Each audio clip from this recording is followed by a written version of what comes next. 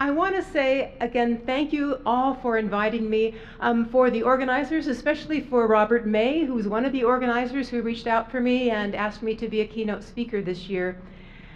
I was, as was mentioned, here last year in Orlando, Florida, and I was absolutely amazed by the interactions I had with all the speakers here and the other people, and realized I had a new sense of camaraderie with this community that I had never had with my scientific colleagues before, because it encompassed this new aspect of understanding consciousness from this perspective that I call the first person perspective, which I feel is so important in addition to looking at it from the scientific perspective. So I'm very thankful to be here.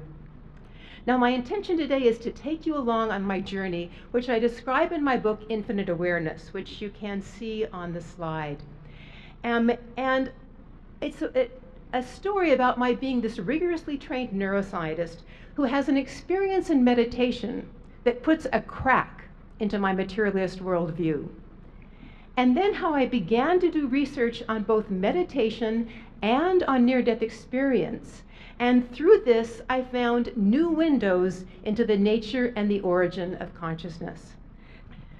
So, telling you a little bit about my background, for those of you who didn't hear me speak last year, here's a little bit about myself. First of all, as you see on the slide, I am a neuroscientist, and I study behavior from what I call the third person perspective, or the objective perspective, typically.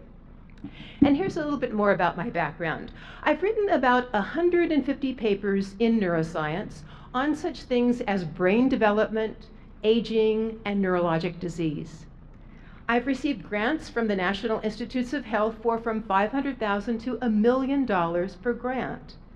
And I wrote a textbook for clinicians that's now in its 5th edition, related to assessing and treating patients with neurologic problems.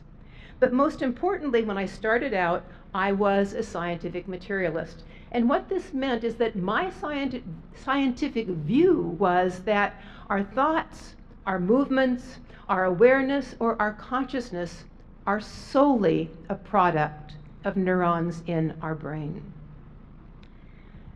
But then in 1976, I began to meditate. And I had an experience in meditation that opened up for me a dimension of awareness that I had never before experienced. I was invited by my sister to a meditation retreat. And it was to be given by an Indian master of meditation.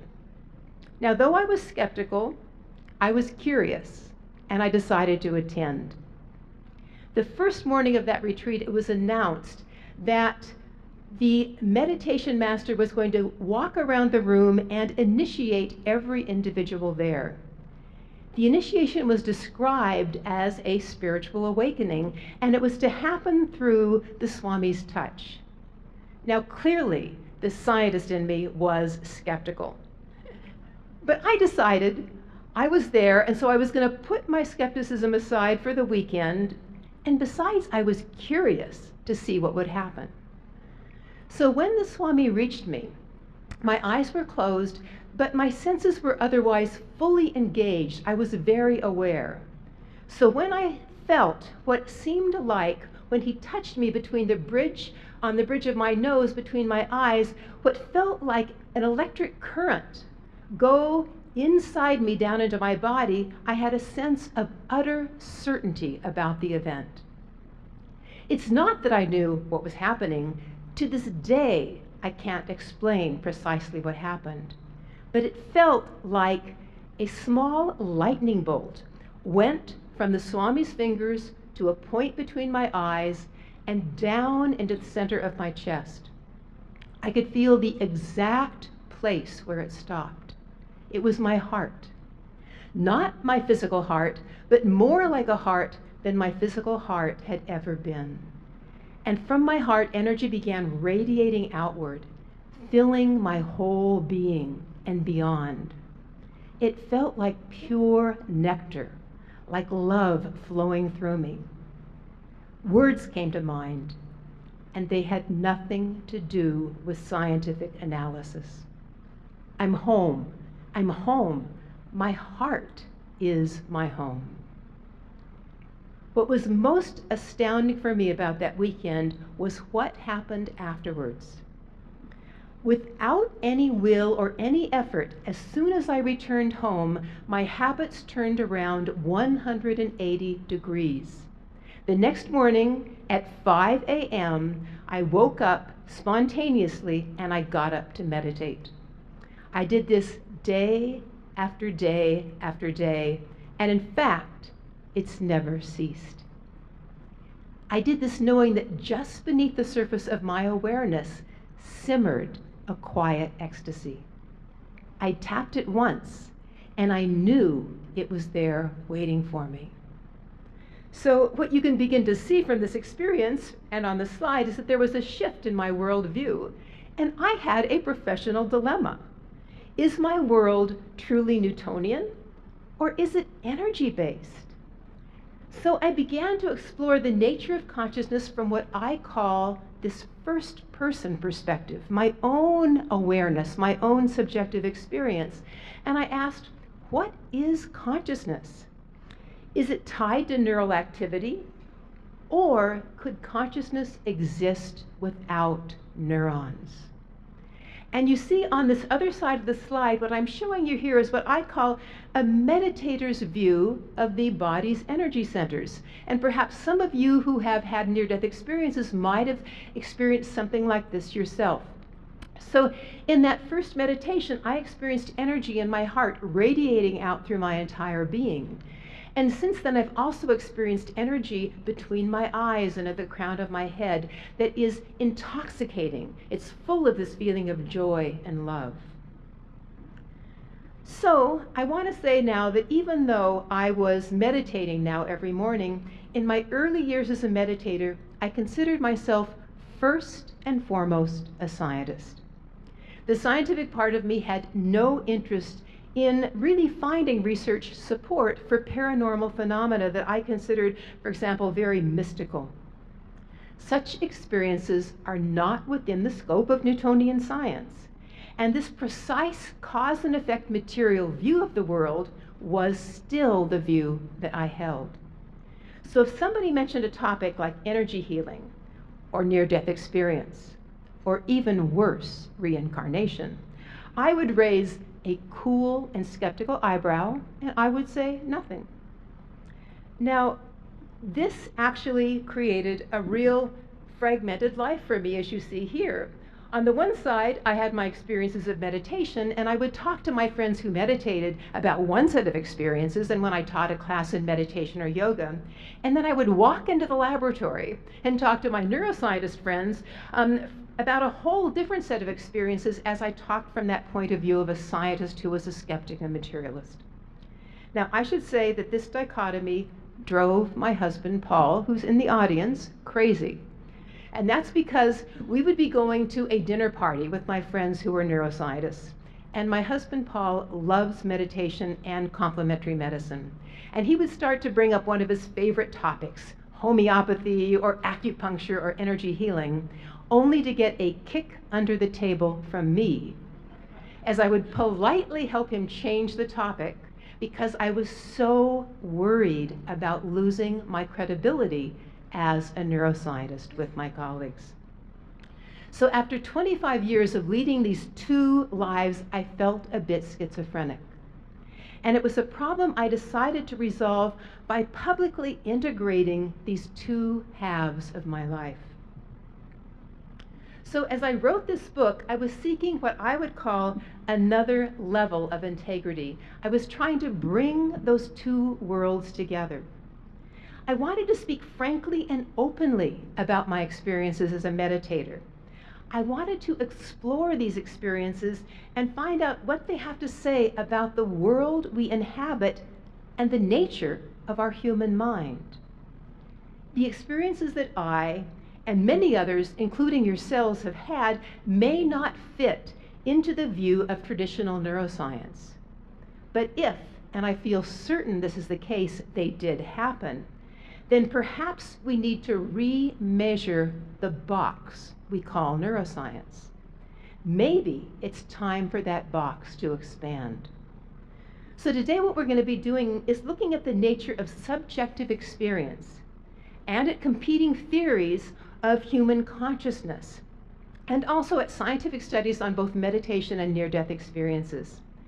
And the question of these, at the heart of these seemingly disparate topics is this: is the consciousness that we actually experience in our mind primary? That is, can it exist independently of the activity of our brain, or whether it's solely a product of our physical brain? Many questions hinge on this one issue. Do I, as a human being, have free will at all? Or are my seeming choices determined at a neural level by the mechanics of my brain? And when my brain dies, do I, as myself, disappear? Am I nothing more than my physical apparatus? And I know that many of you already know at a deep level the answer to these questions, but as you're aware, most scientists do not. So I first began trying to bridge this chasm between these two sides of myself by doing scientific research on meditation. I asked, as you see on the slide, does looking at, in fact, it says here, meditation from this scientific or this third-person perspective inform us about the origins of consciousness? I wanted to understand if meditation actually changes our mental abilities, and if so, how it does this. I wanted to know, what is the physiological basis for those changes? And what I found is that this research shows us that meditators are like athletes of the attentional arena. Basically, their attentional systems become stronger and more flexible with meditation. In fact, our lab and many others have shown that meditation improves our attention and our emotional regulation. We become happier. We have more equanimity. And our EEG studies, and that's me and our laboratory in the EEG cap, have shown that our attentional networks also get stronger. Literally, the structure changes. So what I want to do now is tell you about one study that we did in our own laboratory on attention and meditation. So what we did is we asked, what are the effects of meditation, that's just say Tai Chi, versus aerobic activity on our attentional focus? And what we did here is we actually compared 4 different groups of individuals. People that had been long-term meditators, long-term Tai Chi practitioners, people that had been aerobic walking or jogging for many, many years, and we compared them to sedentary adults. And we were wanting to know whether their attentional systems become more subtle, more efficient when they do meditative practices. So here's what we did. We brought them into the laboratory, and we actually put an EEG cap on their head so that we could measure their brain activity. And we had them look at a computer monitor. And there was a red dot that would appear on that computer monitor randomly on the right or the left side.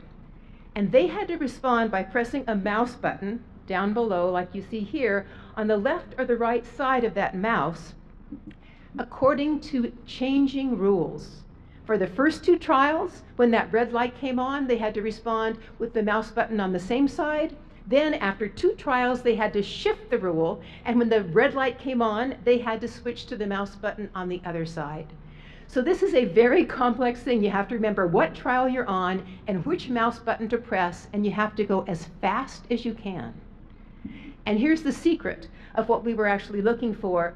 When that red light came on, our EEG cap would measure the electrical potential in the brain that tells us how much attention is being given to that red light by the person. So we can measure their attentional abilities, their ability to focus. So what did we find? When we actually looked at what we call the event-related potential, the ERP, of the different groups, and we looked at what we call the grand average of this P3B switch amplitude, we found that when the stimulus comes on right here, about 300 milliseconds afterwards, there was this attentional potential. Notice that the people that are sedentary almost showed no real response. People who are sedentary are not very good at attending. The people who were meditators or practiced Tai Chi showed the largest event-related potential, meaning they were really, really good at concentrating, at focusing. And those people that were aerobic walkers were halfway in between. Now, we chose aerobic walkers here because we know that aerobic activity brings more blood to your brain and helps it. But we're saying meditation and Tai Chi do much more even than that. So the answer is yes, meditation does help our attentional systems, but I wanted to know where in the brain is that change that makes that happen. And so we did one more thing in this study. We did something that's called independent component analysis. And it separates that potential you just saw into all the different sources in the brain that might be contributing to it. And what we found is there was one part of the brain that's colored in yellow here, and it's called the anterior cingulate cortex. And that particular part of the brain is the one that was responsible for these large changes in potential in the meditators and those people that practice Tai Chi compared to the aerobic walkers and the sedentary adults. You might want to then ask, why do we even care about this part of the brain, the anterior cingulate cortex? And this is why. The size of this anterior cingulate cortex, which is shown right here in a child that's about 4 years of age, is very, very important because it is highly correlated with success in the world and later life for young children. It's the best predictor of how well children resolve conflict. Conflict resolution at 4 years of age is highly correlated with success in later life, including health, income, their personal relationships, and their level of criminality. The most important part is this size of this anterior cingulate cortex is modifiable through meditation. You can actually make it larger, and therefore all of these things get better. So now let's talk about what we've learned about consciousness from this third-person perspective meditation research. So in our lab, basically we've shown that meditation improves our attention. It increases our focus, and it reduces our distractibility. And this is associated with changes in this anterior cingulate cortex and in the frontal lobes of our brain. Now, other labs have shown many other things as well. Meditation reduces our stress. It improves our emotional well-being. We're happier. We have more equanimity in challenging situations. This is associated with changes in our hippocampus and our amygdala in our brain. And also, meditation improves our immune function. We tend to stay much, much healthier than people who don't meditate. But my question really is this all that meditation tells us about consciousness? Meditation experience from the first-person perspective suggests that it does much more than this. So now what I want to do is to discuss some of what we've learned about the effects of meditation from what I call this first-person perspective, our own personal experience. And I'm going to give you an example from meditators' own observations. So what I want to do now is talk to you about meditation and consciousness from the perspective now of David, who is a colleague of mine and who is a neuroscientist. Now, David was a materialist neuroscientist just like myself when he had a spiritual awakening during a meditation retreat. Now, he'd gone to this meditation workshop while he was doing his postdoctoral training in developmental neurobiology. He said he had always been intrigued by the concept of meditation, and he'd even tried it on his own a few times in college, but nothing really had ever come of it. But he said during the first day of this meditation workshop with this Indian meditation master, he went into a meditation that was deeper than anything he had ever experienced before. He said he lost awareness of all external sensation, and he went into this deep state of absorption filled with love and joy, peace and calm. He said after the workshop was over that day in the evening, he began to feel energy rising inside of him, subtly at first, and then more and more powerful. He said he had the sense that something amazing was about to happen. He said that night he was awakened from his sleep with a powerful jolt of energy going up his back from the base of his spine to the crown of his head. And he said then it exploded with a bang and a brilliant flash of beautiful light. He said when he opened his eyes, his awareness was suddenly no longer confined to his physical body.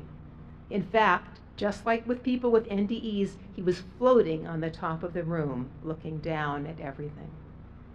He said the next day in the meditation workshop, he learned that he had had a classical experience of what is often called in India Shaktipat initiation, the awakening of this inner energy of meditation, which in fact Bruce Grayson, who we all probably know in IANS, calls the bioenergy that drives human evolution. He said over the next months, as he meditated, this beautiful light began to expand more and more until it filled his entire body. And he said one day in meditation, he was filled with this indescribable ecstasy, as well as floods of love, waves of love coming up inside of him. He said in that moment he lost awareness of his individuality. He felt like he had entered the heart of God. He said at that moment he felt more like himself than he had ever felt before. Now that's the first person perspective, but what I want to do now is also say, let's look at this from a neuroscientist point of view as well. And I want you to think about what he said.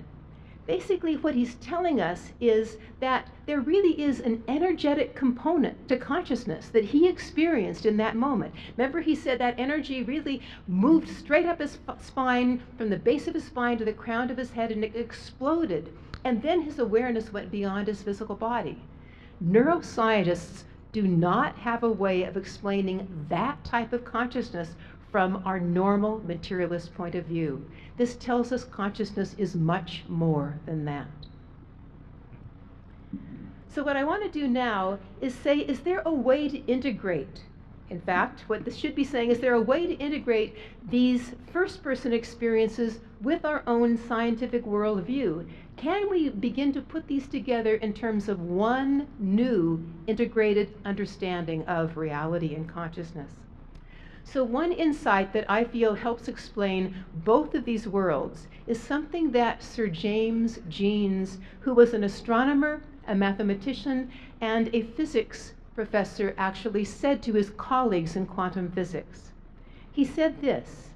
He says, the essential fact is simply that all the pictures which science now draws of nature, and which alone seem capable of according with observational fact, are mathematical pictures.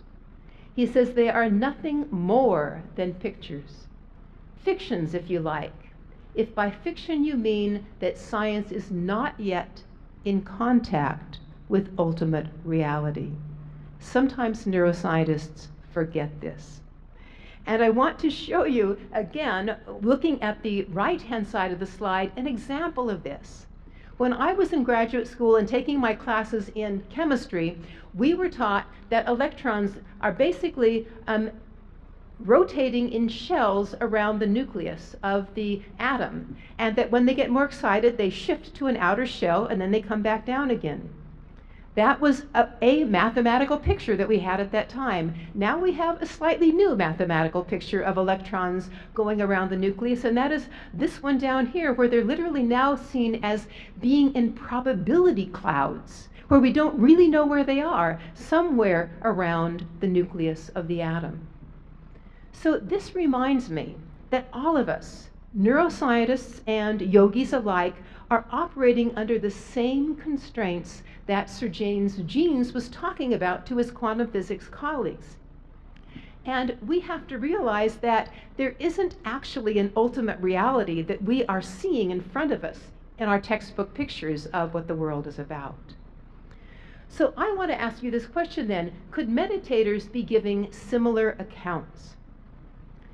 And I want you to think about it. Pictures of meditators' experiences don't necessarily depict ultimate reality, but they do point to something that isn't easily described. It's a little bit like predicting these electron orbits I showed you. Specific observations from their first-person experience, like these we see here, are used to form an image the person who drew that image can then remember. They can understand, and they can communicate to others, and they can say, did you have an experience that looked a little bit like this? So the point is, we can ask, is it real? And I would say, not per se. For meditators, it's this attempt to elucidate an experience of meditative energy and to indicate a reality beyond the picture or the words associated with it. So then we might ask, how does all this help us to understand the nature of consciousness? Next, what I want to do is show you the traditional medical model regarding the nature of consciousness, and also one that's been proposed by more and more scientists interested in meditation, energy healing, and near-death experiences. And here is our model, our two models of what I call the brain-consciousness interface. We have on the left what I call the materialist Newtonian model. And in this model, basically it says that the activity of the neurons in the brain is contributing to, in fact, the sole creator of what we might call our local consciousness or our mind. Now over here there should be a question mark because neuroscientists to this day do not understand how the activity of neurons in our mind can actually create our mental awareness. This is called the hard problem in neuroscientists. No one knows how it happens. Now here is the other model. Energy matter continuum model is what I call it. And here you have a non-local consciousness that exists that can be filtered down into our local consciousness of our mind, which can also affect the activity of neurons in our brain. And now you see we have arrows going both ways because yes, the brain can affect our local consciousness and the non-local consciousness, and vice versa. Our non-local consciousness can affect our mind and our brain. So as we continue our discussion today, I want you to think about these two models and see which model the data I'll be showing you actually support. So what we're going to be doing now is to explore consciousness from these first and third person perspectives, looking now at near-death experiences. And we're going to be studying it from both this experiential perspective and from the scientific or this third person objective perspective. And the questions I'm going to be asking are these. Can consciousness remain when the heart and the brain have stopped functioning? And are NDEs real, or are they just hallucinations? I feel that recent studies bringing these two perspectives together, first and third person, in NDE research show evidence that cannot be explained by my original Newtonian model, my worldview. So let me tell you now about one study by Pim van Lommel and his colleagues, but also note to you that, in fact, there have been many other studies that have been done on near-death experiences in addition to Pim van Lommel's. Those by Bruce Grayson, those by Parnia and his colleagues, one just done in 2014. So this, first of all, is what we call a prospective study. And from a scientist perspective, this is the gold standard of studies in this area. And it was in fact published in Lancet Journal, which is ranked number 2 of all the journals in medical science. What they did in this prospective study is they brought in everybody that had a cardiac arrest from a particular date and time throughout about 4 years of time to a network of 10 hospitals in the Netherlands. Then, of all those that came in, 344 patients actually survived and were able to be interviewed afterwards. All of these patients had a flat EEG, meaning they had no surface brain activity. 12% of those had a near-death experience, and 1/4 of them watched and recalled events during their cardiac arrest when they had no brain activity. These people were those, again, watching from above things that were happening in the operating room and in nearby places. Now, this is the conclusion that Pim van Lommel and his colleagues say. They say the thus far assumed but never proven concept that consciousness and memories are localized in the brain should be discussed. How could a clear consciousness outside one's body be experienced at the moment that the brain is no longer functioning during a period of clinical death with flat EEG? Now that's an understatement because they were talking to the Lancet Journal reviewers. But this is clearly letting us know they do not believe in the materialist view of reality from their data. So I want to tell you next about the near-death experience of a woman doctor who had been a confirmed atheist before her NDE and who I interviewed for my book, Infinite Awareness. So Dr. Bettina Payton was an avowed materialist until she had a near-death experience during the birth of her third child. At the time, she'd been practicing internal medicine for 2 years. Payton's story begins when the ultrasound from her pregnancy shows that this pregnancy is going to be much more complicated than her previous one had been. A year before, she had been given birth to 2 healthy boys. This year, the ultrasound showed that the placenta was covering the birth canal. And as her pregnancy evolved, and the uterus enlarged, there was going to be a high risk of bleeding. And this would be very life-threatening to both the mother and the child. Now, as expected, bleeding did start in her 7th month of pregnancy. And so she was ordered to strict bed rest on the OB/GYN ward of the hospital.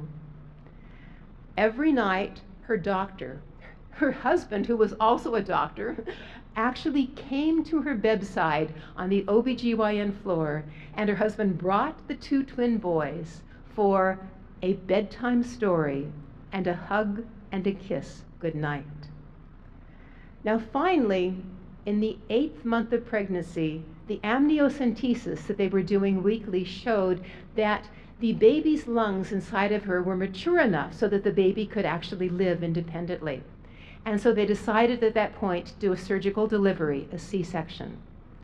Now, Bettina Payton knew this was a high-risk procedure, and that's because the placenta was covering the whole front of the uterus.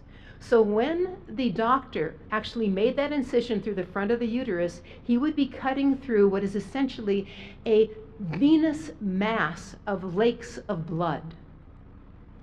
She said she tried to distract herself as they prepared for the surgery by joking with the surgeon as the nurse was putting down the surgical drapes and the anesthesiologist was actually injecting the injection drug into her veins.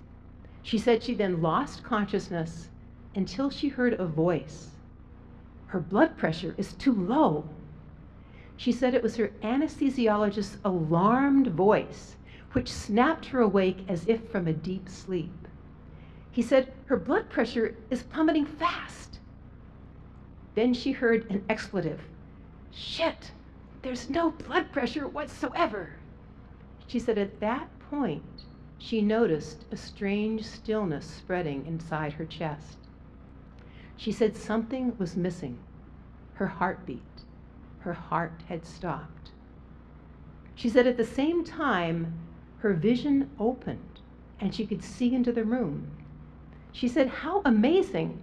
They had taped her physical eyelids of her eyes shut to protect the corneas during the operation, but through some other mechanism, she could see everything in the room. She said there were units of blood hanging from an IV pole overhead, and one was already being transfused. She said she realized at that moment that nobody else knew her heart had stopped, and then she heard this volley of strident beeps as the cardiac monitor then registered her lack of a heartbeat. She then saw her anesthesiologist take his fist and slam it into a big red button on the wall. In medical jargon, he was calling a code, which would eventually result in the arrival of the hospital resuscitation team. Now there's more to the medical drama that was unfolding, but I want to now turn to Bettina Payton's own experience, her feeling that she was about to die. She said, in my inner vision, in the backmost boundary of my mind, I saw a darkness unfolding. She said, my attention, my awareness reached the edge of the precipice, and I arched back over this chasm of darkness below.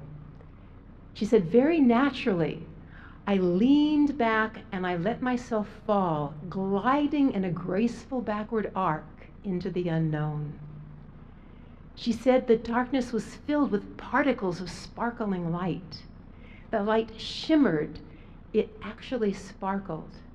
She said in that light there was this loving presence, an intelligence, a pulsating power.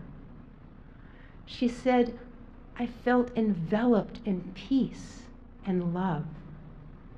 She said all was perfect until I heard this voice, not really in words, but as a quiet thunder. You must live. She said with that voice, she suddenly saw her awareness spiraling downward through that beautiful darkness until her awareness opened into the confines of the operating room below. At that point, she said the resuscitation team was just bursting through those double doors into the operating room to see their colleague's lifeless body on the table. She said she saw then her surgeon doing what he later called was his first 3-minute hysterectomy, and everyone around her was trying to revive her to get that heart to start again. She said nothing was working, and then the senior surgeon entered the room. She said he was wearing blue scrubs, he had white hair, and he walked through the crowded room to her right side, and without a word, he reached his hand into her blood-filled abdomen. He located the aorta, wrapped his fingers and thumb around it, and then clamped the aorta shut. She said this was the most painful moment of the operation, but she also knew it was the turning point. She was going to live. She said a few moments later, a nurse leaned over and whispered in her ear, she had a new baby girl. Her baby had survived. She said the next moment that she opened her eyes, she was in the recovery room, surrounded by her husband and the team of doctors and nurses. She still had a trachea tube in her throat, and so she couldn't speak, but she motioned with them not to speak and to give her something to write with. She then wrote on a napkin words to this effect. I know I have a baby girl. I know my uterus is out. I know my heart stopped. The entire story and much more detail is in my book, Infinite Awareness, but what I want to point out to you right now is that if this highly cogent and completely accurate account is verified, and I will show you evidence that it is, then we need to have a new scientific framework to take such an experience into account. People in the millions, many of you here have had similar experiences, near-death experiences in meditation, as recipients of energy from healers, and on and on and on. How do we really actually then account for this in a new scientific framework? What I want to do next now is to really talk to you about the evidence now from that third-person perspective about the validity of what Bettina Payton actually experienced. I want to say that in the next few days and weeks after this happened to her, she had conversations with many of the personnel in the hospital, in the delivery room, and they verified every one of the perceptions that she had under anesthesia with her eyes taped shut. She said, I spoke with the surgeon and the anesthesiologist, and they were both aghast at what I had to say. They said they could not explain it, and they were willing to go on a TV news program on NDEs to actually talk about this in public. They confirmed that everything she perceived could not have happened normally, physiologically. So I'm going to show you now in this next slide, in fact, all of the things, at least 8 of them, and you can't see them all so clearly on the screen, but I will again go through them with you. This is the verified accuracy of her operating room recollections in this Tufts Medical Center before and during her cardiac arrest, again, while she was under anesthesia with her eyes taped shut. So the first is that she heard that anesthesiologist say her blood pressure is too low. That was verified, absolutely. She heard the cardiac monitor registering her lack of a heartbeat, and that was verified. She saw those several units of blood hanging above her head, verified again. I didn't mention it, but she also saw her anesthesiologist hunched over her right arm inspecting the IV line. She saw the anesthesiologist slam his fist into that button in the wall. She saw the surgeon performing her hysterectomy. She saw a catheter inserted in her right jugular vein, and the anesthesiologist trying to insert one in her wrist and then going to her elbow. All that was verified. She then saw that white-haired surgeon enter the room and take his hand into her blood-filled abdomen and locate the aorta. And finally, the nurse whispering in her ear that she had the baby girl. So now I can say from a neuroscientist perspective, I have shown at least 8 different things that she thought were true that were actually verified by all of the medical personnel there. So what I want to do now, though, is talk about the story that Bettina Payton now tells of her search to reconnect with that experience. And I think that's one of the themes that we want to be talking about a lot in these IANS conferences. How do people with an NDE get back to that experience, that expanded state that they had? So after her NDE, once Bettina Payton awoke, she was utterly convinced that consciousness is primary. In her words, when I woke up in that intensive care unit, I had vivid recall of everything that had happened. My perception was, and it still is, that I am not this body, not this individual, and that consciousness is the substratum of all that exists.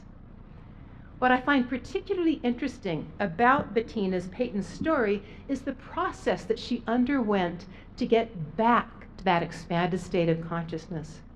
She said in time she heard about a local meditation center, and she thought meditation might be a means for getting back to that state that she was in. She went to a program, and she said there was a video of one of the meditation teachers, a woman. And she said when she listened to the video and watched it, she said she kept staring into the woman's eyes. She said, I didn't hear a word she said. I kept looking at her eyes. She said her eyes told me something more than the words.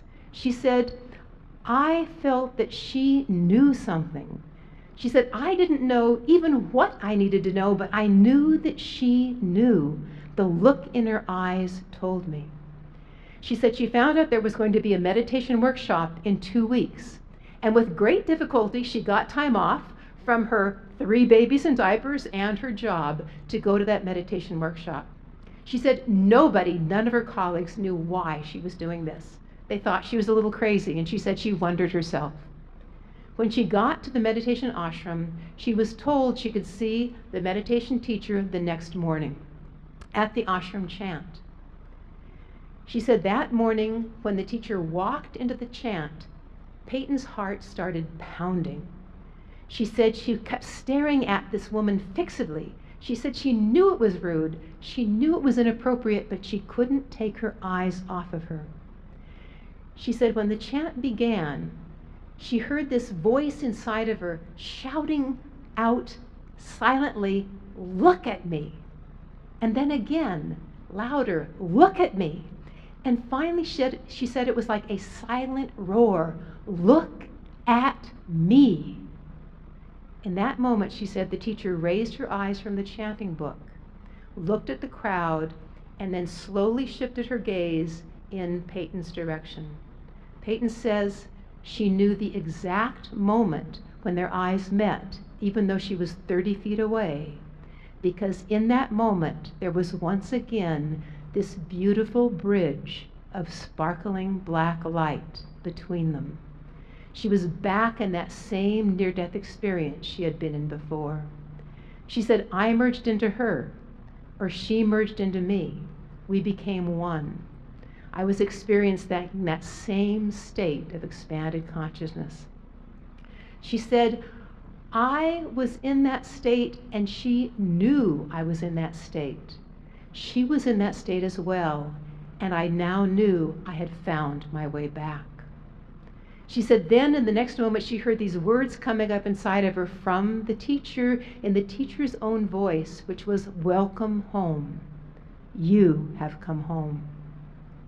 When I heard that, I thought about my own first meditation experience where I heard almost the same words. And I wondered, what does home truly mean to me?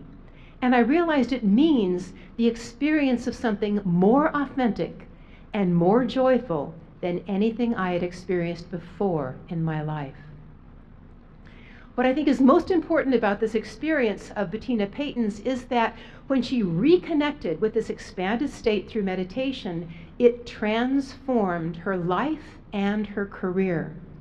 She went into hospice care and was able to actually help the creation of this medical field that eases people's transition to death. She said she was a very good hospice care doctor for two reasons. One is that all the things that people were going through in their death experience were identical to those she had experienced in her NDE. They had had the experience of expanded awareness, of actually seeing relatives they had known before that were on the other side, of having wonderful spiritual experiences. And she said, when she walked into a room, her lack of fear could be felt. Everyone knew that she was totally fine and at home with this experience. So what I want to do now is tell you about one other similar experience, but of a 10-year-old boy that led him later on to meditation as well. This is the story of Lee Lyon, who is now living in Santa Fe, New Mexico, and he was riding home on his bicycle from school when his near-death experience happened. He said as he was riding home, he had to cross a 4-lane highway that was going through town in order to get to his house. And he said just as he got to that highway, the front wheel on his bike jammed, and he went careening over the front wheel. He said in that moment, he saw car grills coming at him at 50 miles an hour. And he says, when you're a 10-year-old, that's pretty striking. He said at that point, he heard this tiny little click, this little pop, and suddenly his awareness was above. It was floating above, and he was watching the scene of the accident unfold. He said his awareness then expanded into this amazing spacious state. He said in this state, he felt incredible pleasure. He said the state felt like this love that was like drenched in this warmth and this ecstasy. He could not believe it. He said, remember, I'm a 10-year-old boy and I am not used to experiencing love like this. He said, then what happened to him is that he began to have these experiences of moments in his life coming before him. And he says, again, I'm only 10 years old, but these are events I didn't even know I had remembered. And he said, it's a little bit like you have a deck of cards and you take your thumb through it and you see one card after another going by. He said there were hundreds of them, but he remembers 2 right now. He said one was being in his neighbor's farm's field of wheat and seeing the golden wheat in the afternoon sun. He said the other was when he came home from school one day and he saw his mother crying, and it really hurt inside of his heart. And he said he wanted to help her, but he didn't know how. She said her father had just died. He said in that moment he felt the caring and the confusion and the preciousness of life of a 10-year-old boy. He said more and more scenes came in front of him. He was inundated with these scenes. And then he saw his body slowly, slowly hitting the pavement. And cars now streaming around that body going 50 miles an hour. He said evidently he landed between lanes because they were able to bypass him. But he said, I'm up in this beautiful state of joy, just watching it happen. He says, then I hear a voice. He says, it's coming from my left side. It says, you need to get back in that body. And he says, how bizarre. He says, I'm in this love-drenched place. I'm totally expanded and happy. There's no way I want to squeeze myself back in that little tiny 10-year-old body. So he ignores the voice. And he says there's a pause. And then he says the voice gets stronger and it says, you need to get back in that body. And he says the voice has gained momentum. And he says, I still think, looking down at that body, feeling where I am, he says, no way. Then he says, suddenly he feels this explosion. He doesn't remember anything else except he's back in that body, his head is on the pavement, and he's looking at this cars going by him at 50 miles an hour. And he says, when you're 10 years old, and your head is on the pavement, those hubcaps are giant. It's amazing. He said, then there's a gap in the traffic. The cars stop. And he said he suddenly grabs his bicycle, he drags it across the highway, and then he sits on the edge of the highway, totally stunned, wondering what has happened to him. He said he spends 2 hours sitting there and then slowly walking home, trying to understand what state he is now in, filled with love and ecstasy, and what had happened to him. He said when he got home, he didn't tell a soul. He said that the experience lasted for 2 days, this wonderful feeling of ecstasy and joy, and then it began to fade. And he said when it finally ended, he had 2 things that he remembered forever. The first is that when you die, you will experience everything that was beautiful and meaningful to you. He said that will stay with you, and everything else will fall away. He said, secondly, he had to find a way back to that experience of expansion and ecstasy. He said he didn't want to spend the rest of his life back in this contracted state of awareness. And he said, sure enough, when he was 27 years old, 17 years later, he met a master of meditation. And he said in the moment he met that master of meditation, he expanded, bang, back into that expanded state.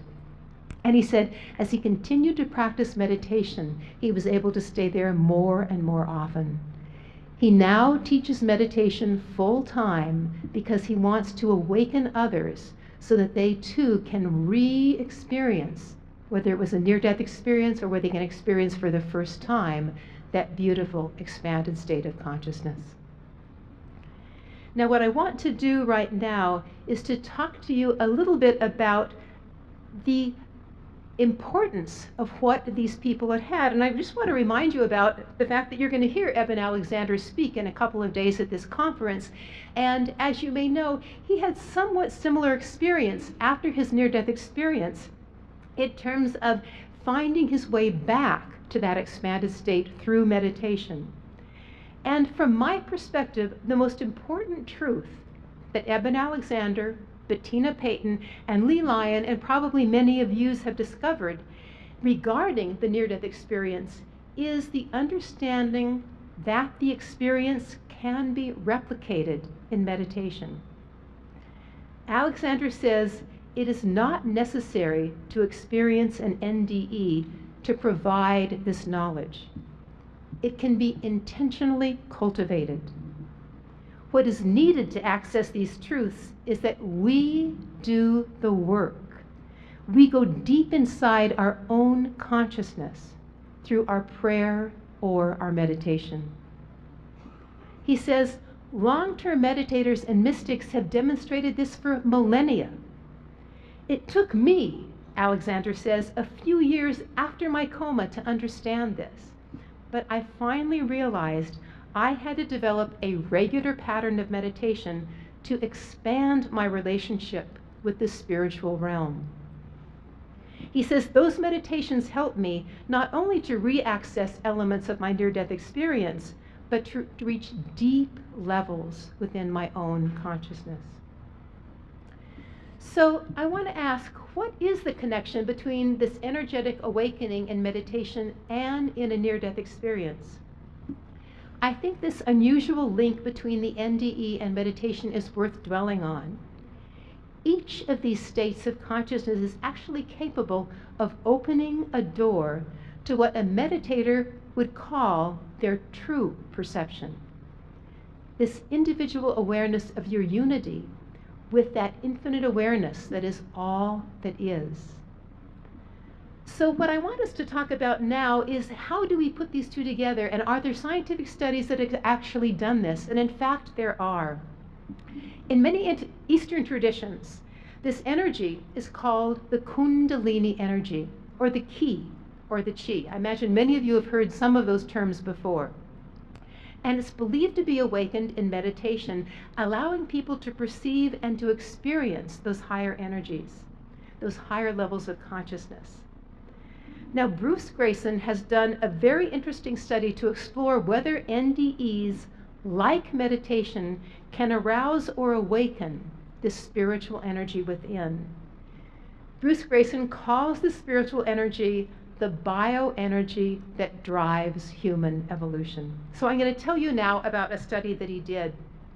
In this study, he asked, when he's looking at Kundalini and near-death experiences, can NDEs awaken the spiritual energy within? In doing the study, he used an item called the 19-item Physio-Kundalini Index questionnaire that had already been normed for people that have had meditation experiences and awakenings of that energy. And he compared 3 different groups: 150 people that had had an NDE, 55 that were close to death without an NDE, and 113 that had never been close to death. And I'm just giving a few of the items here from this questionnaire so you can see some of what he found. So he first looked at what he called sensory phenomena. He asked, have you ever had a feeling of extreme heat or cold? Because this often happens to people with energy awakenings. Notice over half of the people with an NDE had had this experience, whereas only 27 or 19% of the others had. He asked, had they heard internal sounds like whistling or roaring or flute-like sounds? And again, twice as many with an NDE had had it as the people that had not. Then he looked at seeing internal lights or colors, something we often hear in NDEs. Once again, many, many more people with an NDE had had this than the people who had not. So yes, they look very much like people that have had this spontaneous awakening in meditation. He then looked at motor phenomena, and as a meditator, these sorts of things I know are very common in meditators. He asked, do they have issues where their breath spontaneously stops or becomes rapid or shallow or deep? And again, twice as many people with near-death experiences had this type of experience compared to those who had not.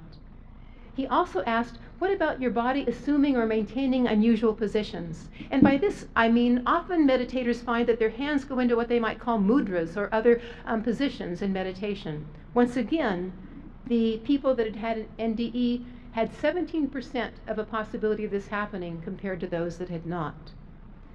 So what Grayson then concludes is that NDEers are reporting precisely the kind of physiological changes that are associated in Eastern traditions with this bioenergy that drives human evolution. So one thing I might ask then is, what about the mystical aspects of meditation and the NDE experience? Are they also very similar? Well, in fact, if you look at the mystical characteristics of meditators and of people that have had NDEs, they are strikingly similar when you look at the research data. What I have on top is what people often call major aspects of these mystical experiences, and these are things that have been studied by, for example, William James way back in the early 1900s, and also Ed Kelly, Bruce Grayson, and others more recently. What you see here is that they notice in meditation, people feel what they call an ineffability. This means the feeling defies expression in words. They also have a noetic quality. This means they feel they found truths that are unplumbed by our human intellect. This is the same thing that happens when you look at the literature on near-death experiences. There are also many other characteristics you see here that happen to meditators. A feeling of peace, joy, and love that you heard me talk about in mine and others' experiences. A sense of being outside one's body, as David found in his meditation experience, experiences of light, experiencing a presence full of love, experiencing other realms, spiritual transformation and moral elevation, increased care for others, decreased fear of death, and unity awareness. Notice that almost all of these are exactly the same for people who practice, who actually have near-death experiences. So what I want to talk about now is I want to talk about one more clue about the nature of consciousness. And that is that there appear, from talking with people who have had near-death experiences, that there are two independent modes of processing immediately after a person has had a near-death experience. And I want to tell you that I, first of all, really became aware of this when Karen Thomas, in fact, is Karen Thomas in the room today? If you are, raise your hand. Yes, there she is, right in front of me.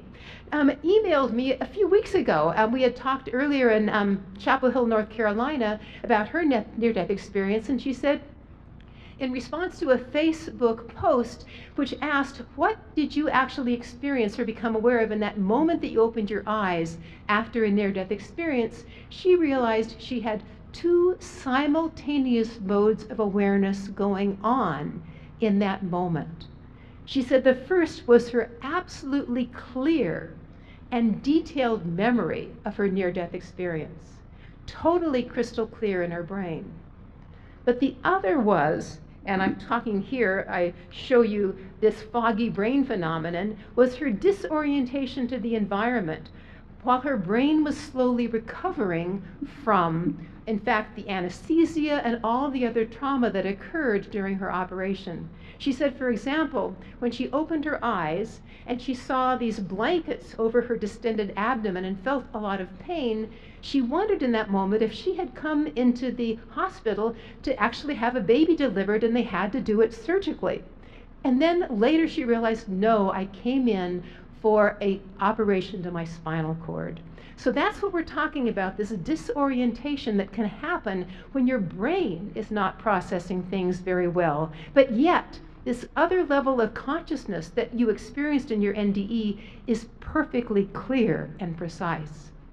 So what in fact Karen was saying is, my goodness, I really do think I experienced that transcendent consciousness that I was remembering everything through in great detail at the same time as that which was going through my brain that was not fully back online. Now, after I talked with Karen Williams about this, and she also shared this with Robert Mays, I began thinking back to other people's experiences of their NDEs, and I realized that in fact, once again, Eben Alexander said exactly the same thing in his book. He actually says that what he discovered was that when he woke up, the first words out of his mouth were, "All is well." But then he remembered that he went through what he in fact called a rather paranoid few days of coming back online, in effect, with his brain, where he was having bizarre experiences and not really understanding what was going on. He said, I acted a little bit crazy before I finally had my brain come back online. So I really challenge all of you here in this room to perhaps maybe help me and Robert Mays and others really do research on this in the future, because I think it gives us one more clue about this dual aspect of our awareness. So, in ending, I want to say, what is the nature and the origin of consciousness? Might that higher mode of processing of the NDE that Karen and others have experienced be related to an experience of that expanded consciousness, that non-local consciousness we talked about in our top-down theory of consciousness? Materialist neuroscientists assume it's only the activity of the brain that generates consciousness. But these first and third person research studies suggest that the brain also may be actually transmissive of this wider consciousness, like an optical lens or a prism. Or it may function like a radio receiver serving this interface function. These are the real questions that I feel still need to be answered. So I won't say any more about these theories today, except to say that I believe our scientific worldview is expanding. And I quote now a neuroscientist, Christoph Koch, who in 2012 actually said a beautiful quote about how his understanding is expanding. He was originally a materialist neuroscientist, and he modified his view to say that he believes that consciousness is distinct from brain activity. So here is his quote that's on the slide. He says, "The hypothesis that all matter is sentient to some degree is terribly appealing for its elegance, simplicity, and its logical coherence. Once you assume that consciousness is real and ontologically distinct from its physical substrate, then it is a simple step to conclude that the entire cosmos is suffused with sentience, that it's in the air we breathe, the soil we tread on, and the brain that enables us to think." I believe these are revolutionary statements from one who was a materialist neuroscientist, a Caltech professor, and a research colleague of Francis Crick, the Nobel Prize winner. They mirror my own transformation. Writing this book, Infinite Awareness, has allowed me to bring my own first-person perspective and my third-person research together, and my scientific worldview has thus expanded. So from originally thinking that my experiences were outside of my scientific box has expanded sufficiently to include those experiences within it. And what I hope for Infinite Awareness is that other scientists and people like yourselves who have had NDEs or other experiences and have questions about our prevailing materialist paradigm, whether from your personal experience, your observation, or your plain frustration with a model that doesn't fit all the data, will begin to give these questions airtime and write about them and design projects to look into other possibilities. In this way, science moves forward. Thank you.